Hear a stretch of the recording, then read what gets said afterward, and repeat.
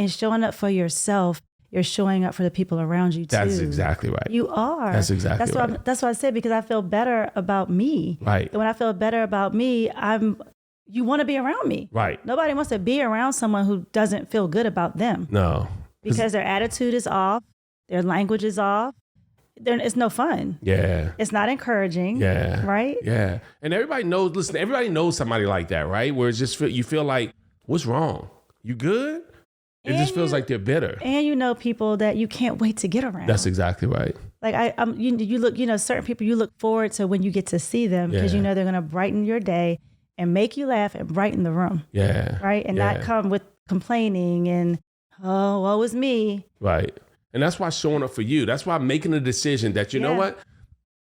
I'm going to show up and I'm going to shine the brightest light possible. I'm not dimming my light for anybody else to make them feel comfortable. I'm going to shine the brightest light to give them an example of what it feels like, what it looks like when your light is bright. Yeah. Now, don't get me wrong. You're always going to have some haters and have some folks like, oh, listen, she don't have to do all that. It don't take all of that.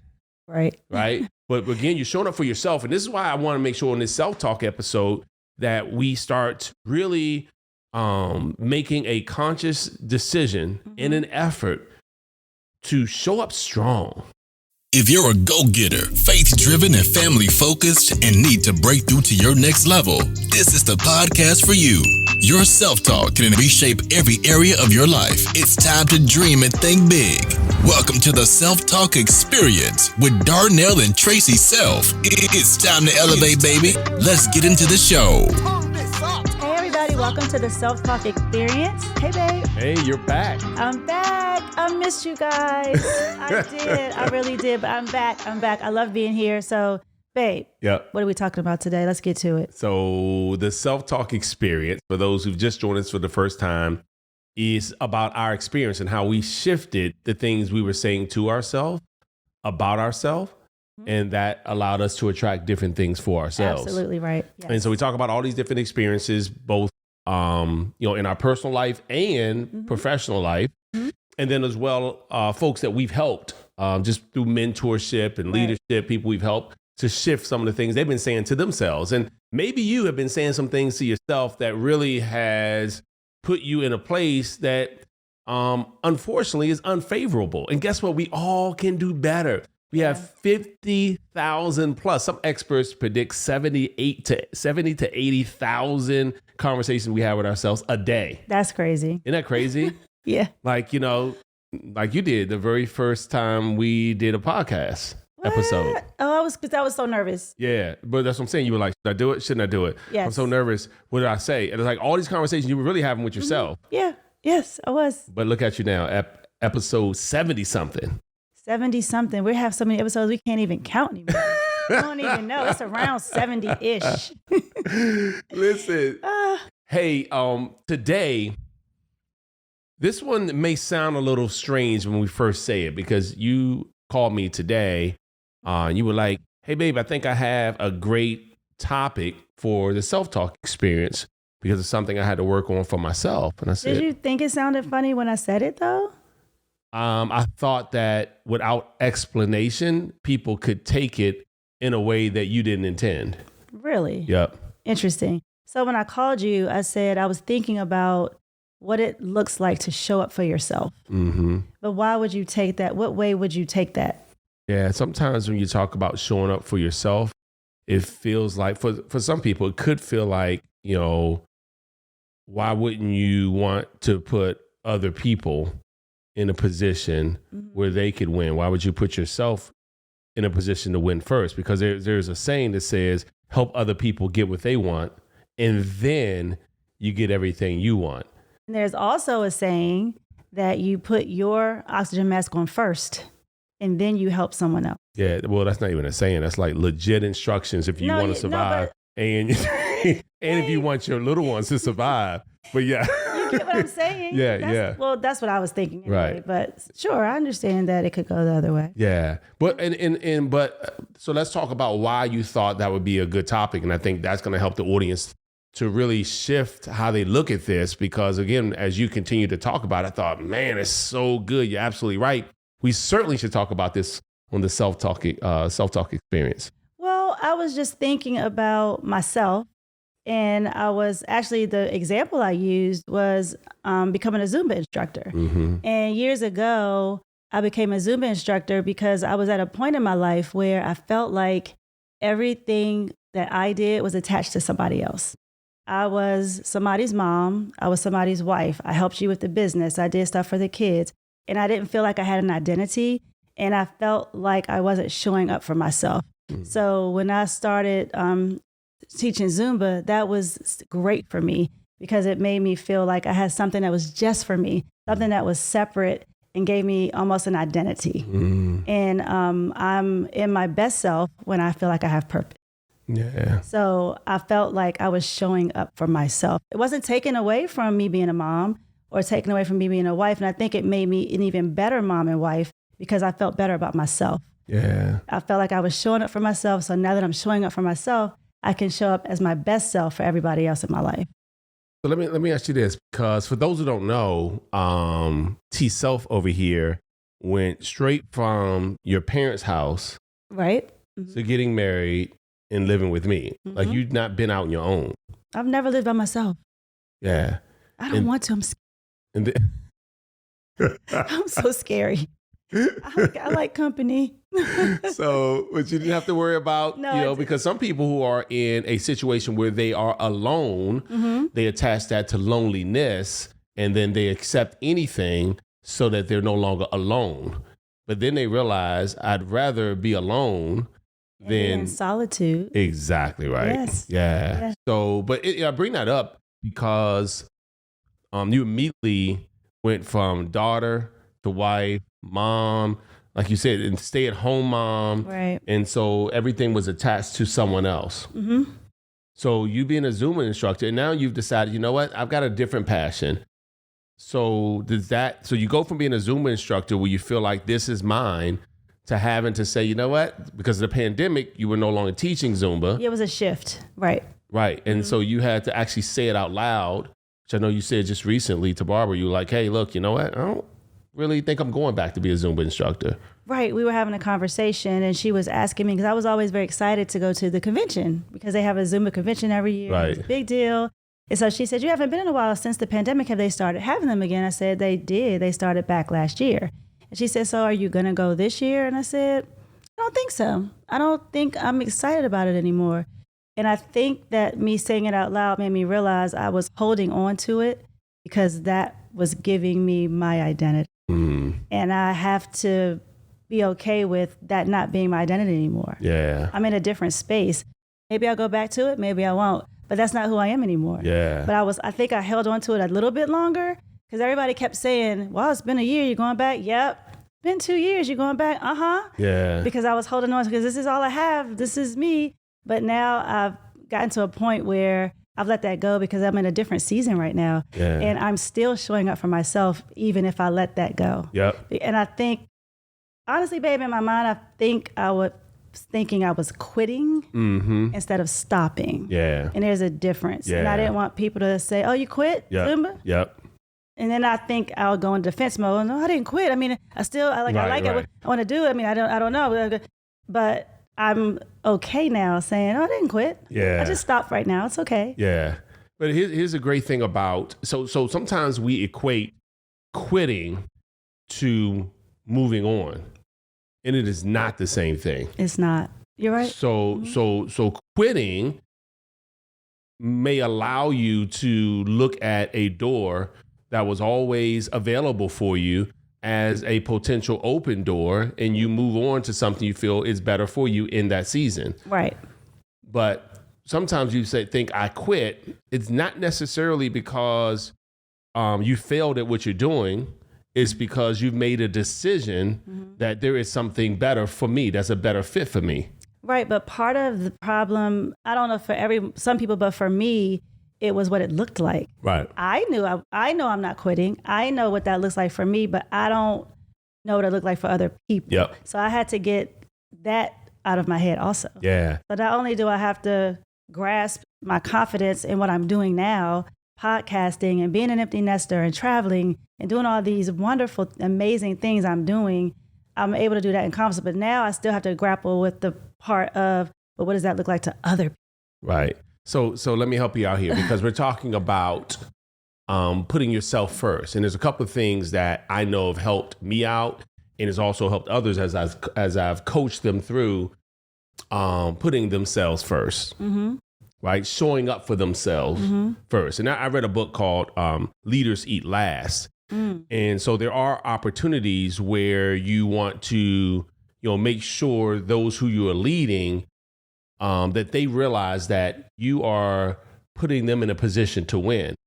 So if I was going out to take a group of folks out to eat and I had limited money, I may say, hey, no, I'm good. You guys get what you want, knowing that I only had enough to pay for them to eat. Yeah. But I shouldn't be starving because if I'm starving, I can't lead them effectively. If I'm starving, if I have no food for me, then I'm not healthy enough to be there for them. Right. So it's different from whether I'm starving or, hey, I'm just going to skip this meal and take care of them. There's a difference because I'm still going to eat later on. I can't afford while we're out. So that's kind of the leaders last philosophy. That's good. But here's what I wanted to share with you that I think would be helpful too.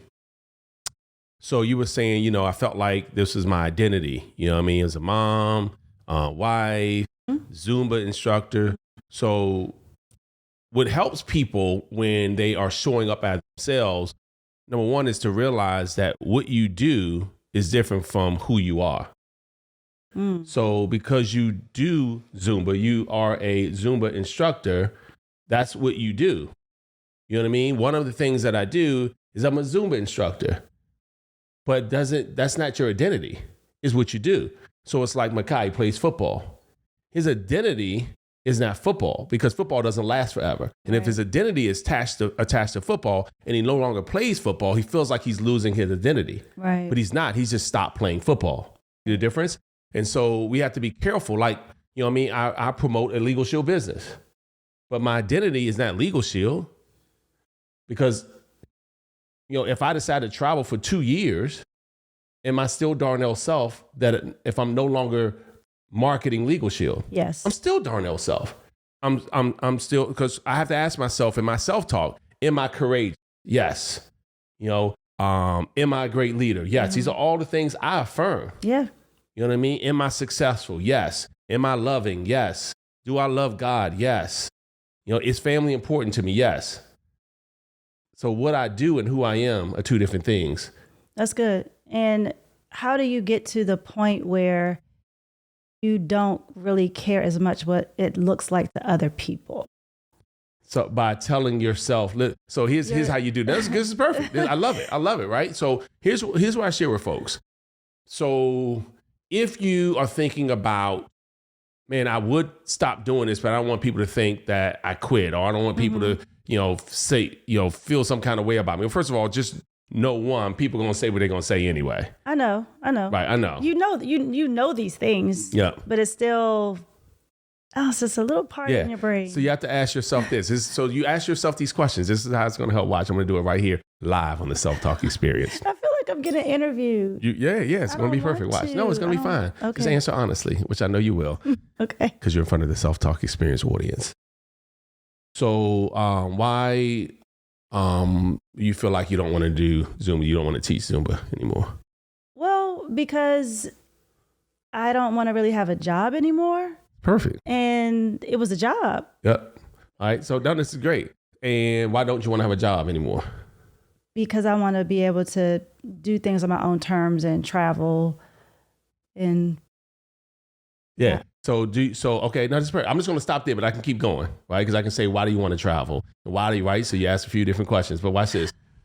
So if someone said, hey, you're not teaching Zoom anymore, do you think you would care as much if they said to you, oh my God, so you like to travel more now? Right. Oh my God, so you living life on your own terms now? You see, because those are the reasons why you're not doing it.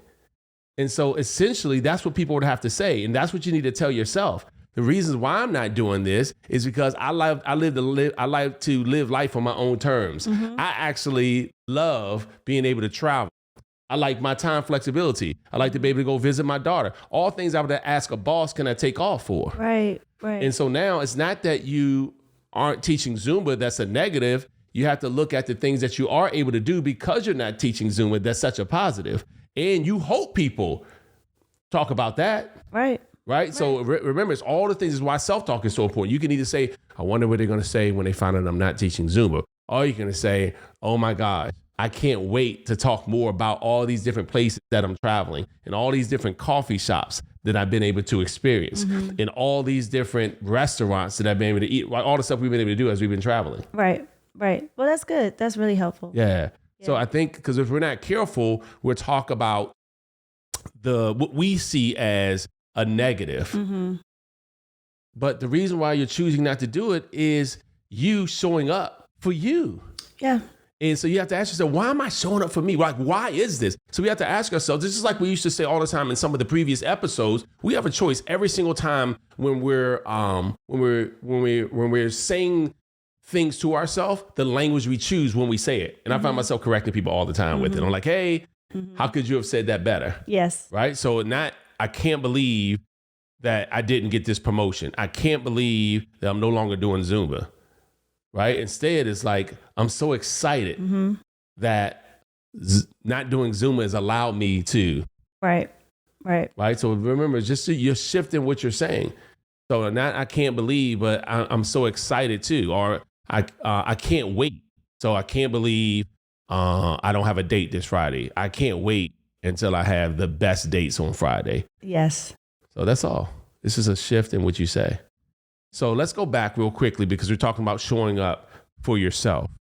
And the reason why this is so important, you said it earlier, we fly all the time. And it seems weird when they say, hey, when the oxygen mask falls down, that you have to make sure you put yours on first and then your child. Because initially, I'm just thinking this, thank God we've never been in a plane where the oxygen masks have fallen down. But I can imagine if it's tough to breathe in the cabin at that time, and it is, why you need the oxygen mask, that you're not looking at your child trying to help them, even if you're holding your breath. Right. You just feel like you would, a mom, a dad would immediately look at their child, your instincts. I know. Yeah. But if you pass out, then you and the child are in danger. Yeah. See? But if you're still able, then you can actually help out. Right. And that's why showing up for yourself is so important. And what happens is that I was telling a friend of mine, I was like, look, years from now, your kids will be in college. And if you show up for you now and do what you have to do for you now, you're really there for your children later on, because when they say, oh my gosh, mom, dad, I got accepted to this college, you can say, oh my gosh, that's all. You don't have to say, well, I hope you got a scholarship. Because you prepared for it. You showed up. And you showed up for yourself. That's right. And but that's my point. In showing up for yourself, you're showing up for the people around you too. That's exactly right. You are. That's exactly right. That's what I said, because I feel better about me. Right. And when I feel better about me, you want to be around me. Right. Nobody wants to be around someone who doesn't feel good about them. No. Because their attitude is off, their language is off. It's no fun. Yeah. It's not encouraging. Yeah. Right? Yeah. And everybody knows somebody like that, right? Where it's just you feel like, what's wrong? You good? It just feels like they're bitter. And people that you can't wait to get around. That's exactly right. Like you look, certain people you look forward to when you get to see them, because they're going to brighten your day and make you laugh and brighten the room. Yeah. Right? And not come with complaining and, oh, woe is me. Right. And that's why showing up for you, that's why making a decision that, you know what? I'm going to show up and I'm going to shine the brightest light possible. I'm not dimming my light for anybody else to make them feel comfortable. I'm going to shine the brightest light to give them an example of what it feels like, what it looks like when your light is bright. Yeah. Now, don't get me wrong. You're always going to have some haters and have some folks like, oh, listen, she don't have to do all that. It don't take all of that. Right. Right. But again, you're showing up for yourself. And this is why I want to make sure in this self-talk episode that we start really making a conscious decision in an effort to show up strong. Yeah. Like show up for yourself. And in different seasons, that looks differently. Absolutely. I'm a witness of that. Yeah. What do you mean? No, I'm just saying different seasons I had to show up as a different person. Yeah. And be okay with where I was at the time. Yeah. Right. So you're going to reinvent yourself over and over and over again. Yep. And if you're not doing that, you're not growing. Yeah. Right. Yeah. I can admit that, in my late 20s, showing up for myself looked differently, because showing up for myself was hard. And it was hard because I felt like if I show up and I don't succeed, then I'm letting everybody else down. But if I made a decision that, you know what, I'm just going to be all I can for everybody else, then I felt like it was an excuse or something I could hide behind in that moment, because I didn't open my mouth and say, I'm going to do this, I'm going to do that, I'm showing up now, and I didn't put all my goals out there. Right. You put your goals out there, now people... They're waiting. Right. They're waiting to see what's going to happen. Right. What you going to do. Yep. So I think that where my esteem was at the time, it's like I was afraid to articulate and voice my goals. And I know sometimes in certain environments, you don't really want to voice your goals anyway. No. Because, you know what I mean? Everybody don't need to know every step you're taking. Right. But there's nothing wrong with vocalizing your enthusiasm about your future. Sure. And when you show up as the best version of yourself at that time, but knowing there's a better version of you waiting, it's okay that you're making mistakes along the way. And because putting yourself first means you're going to make some mistakes. You're going to make some mistakes. But the good thing is these are all learning lessons. And that's the wonderful opportunity. As you learn these lessons, you're like, man, I'm growing, I'm learning, I'm overcoming, I'm hurdling. But confidence is built in your self-talk. Yeah. It really is. Yeah. It really is. Yeah. I'm sorry to cut you off. No, go ahead. Yeah. I just think that, you know, when we're talking about showing up, in the person I am today, I'm trying to figure out how to say this, but I'm just going to say it. Unfiltered.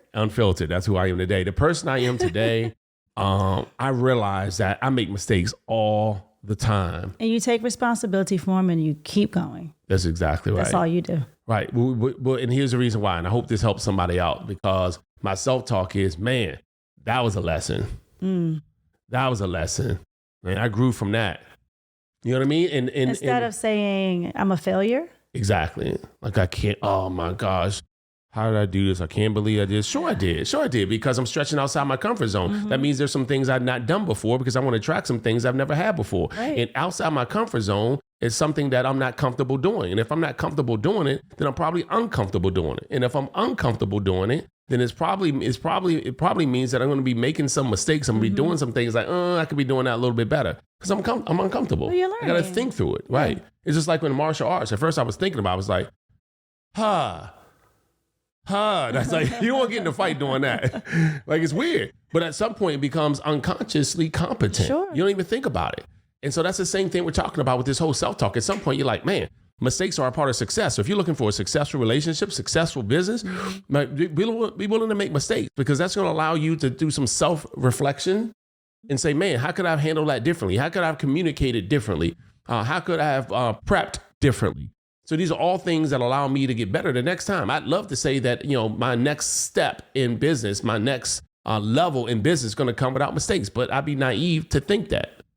So I know that this comes with it. Now, I'm not saying there aren't mistakes that you could avoid by having mentorship and all of that. Sure. All I'm saying is when you start showing up for yourself and putting yourself in a place to show up for you, it sounds selfish, but it's not. It's not. Yeah. It's absolutely not. Yeah. So why are you smiling so big? Because I'm happy you make me smile.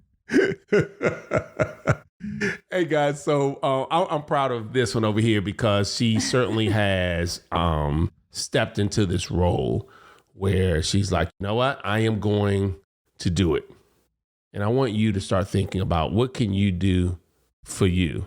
Yes. Well, maybe when's the last time you've done something for you? It's not attached to anybody else.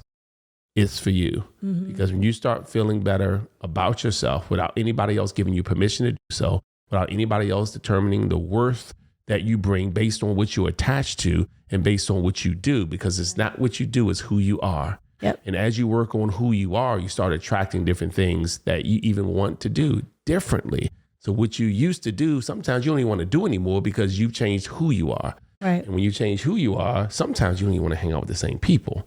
That's a whole nother talk. That is. We'll do that next time. All right, guys. Maybe. Well, listen, just remember, all these things are things we're saying to ourselves. Mm-hmm. Even the decision to put ourselves and to show up as ourselves first. So anything you want to say? No. Before I close out? No. Because you know you're going to throw an and in there. No, I don't do that anymore. Okay. Hey guys, remember the things we say to ourselves about ourselves eventually will determine what and even who we attract for ourselves. It's been another episode of the Self-Talk Experience. I hope that you've grown from this episode today. Me too. And if you don't follow me on The Real Bougie Beans, look down below and follow me. See you guys later. See you guys. Thank you for listening to the Self-Talk Podcast with Darnell and Tracy Self. We hope you enjoyed. Be sure to rate and review this podcast on your favorite podcast listening platform. And we'll see you next time. And remember, talk good to yourself.